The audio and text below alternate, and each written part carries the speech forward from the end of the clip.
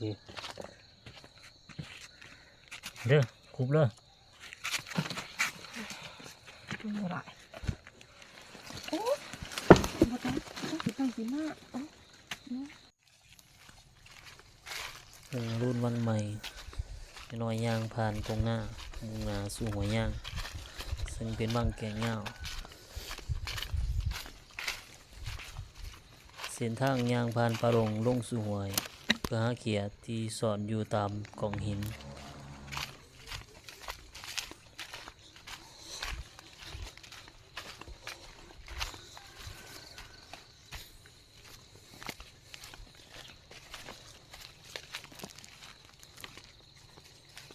ตอนนี้กำลังลงสู่หวย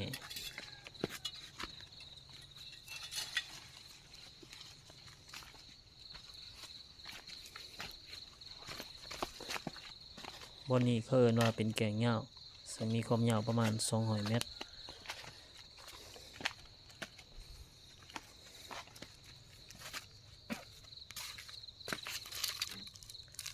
มีแต่หินเต็มไปเบิดแถวหวย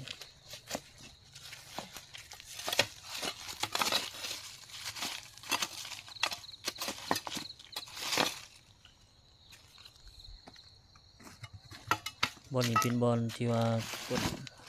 มาสอกอยู่หากินเอามาเบิ่งก่อนนี่เด้อคุบเลยเอาคุบเลยสิย่อขึ้นไม่ไหวโอ้บดได้สิไปสิมาเอาท่านบ่สองตัว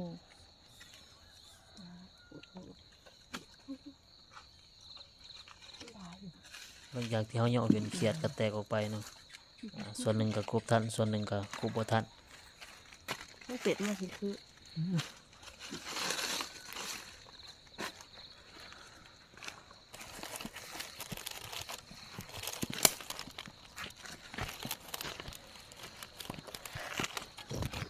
นี่ตัวนี้เลย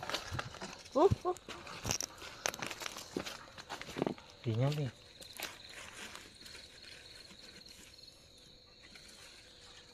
มาใส่มาเบิ่งก่อนนี้เป็นขาเด้อเอาเกียมคุบเด้อโอ้ยก็มาท้าแท้มันมีบ่มีหลายเด้อมาทันเนาะ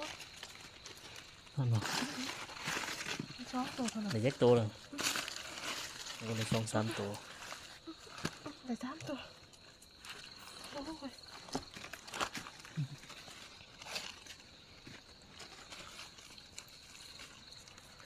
ท่านเนาะได้สามตัว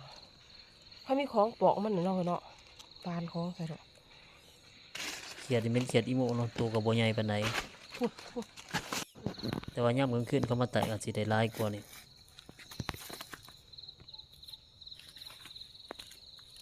แต่ว่าพวกเขาบ่มีเวลาอะไรเขามากลางคืนเขาก็มาหาแต่เช้าเอาพักไว้เบิ่งข้าวเดียวครับอันนี้แม่นว่างน้ำเนาะอยู่ทางหน้าแก่งเหย้า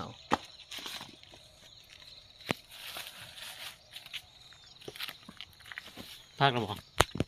นี่ตัวนี้เลย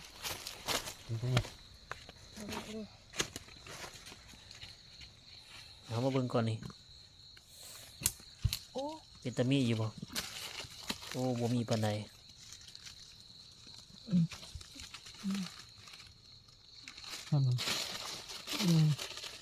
ก่อนหินมันคงเลยเจ็บบ่ค่อยอยู่ปานใดตอนนี้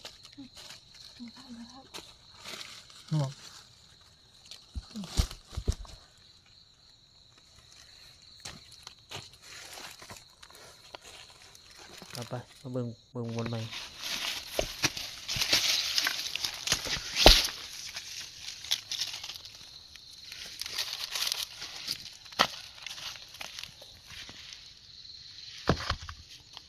บันทึก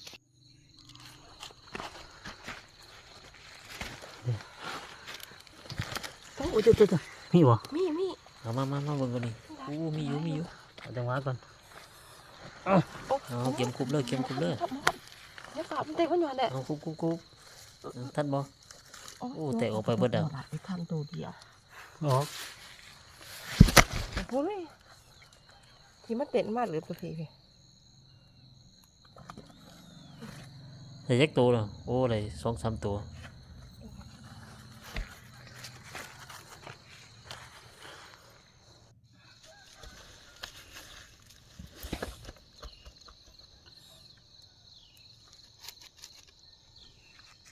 มาหาเขียดนี่ก็เป็นตะม่วนเลย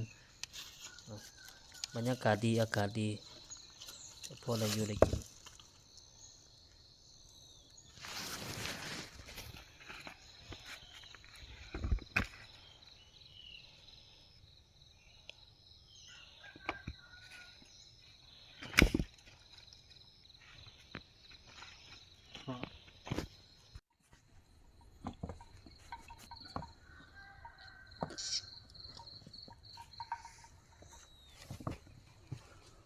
มีอยู่บ่ทั้งนั้น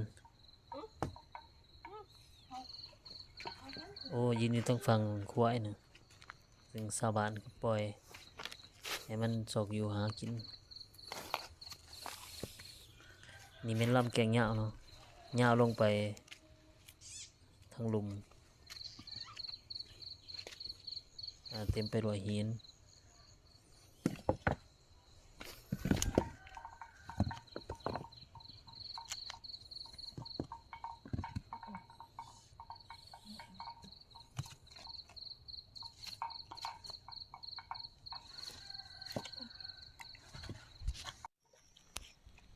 โอ้กระปูได้นี่หัวตัวข้าตัวขอยตบมึงขอยเกิดดู เข้ามาหาเขียดกะประมาณ1 ชั่วโมงแล้วเนาะนี่บรรยากาศของแกงมื้อนี้บ่ค่อยเห็นคนมาปานใด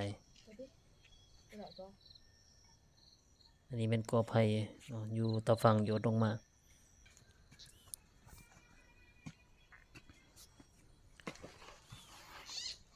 พาเมื่อกันเถอะได้ประมาณชั่วโมงปลายแล้วกลับกันเนาะ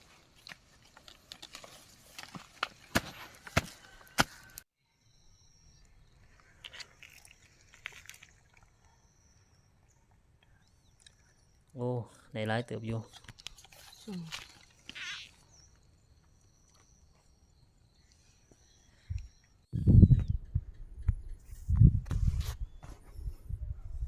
เอา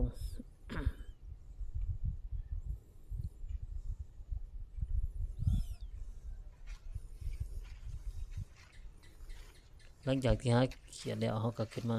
เถียงนานะเถียงนาเป็นบอนที่เขาปักผ้าอาศัยในตอนที่เขาเห็นนาในช่วงฤดูฝนนั้น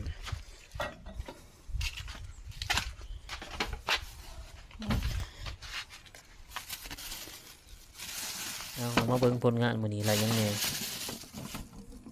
โอ้มีมะกอกเอามะกอกก็ไปใส่ตำเจียวโอ้เขียดได้หลายสมควรมื้อนี้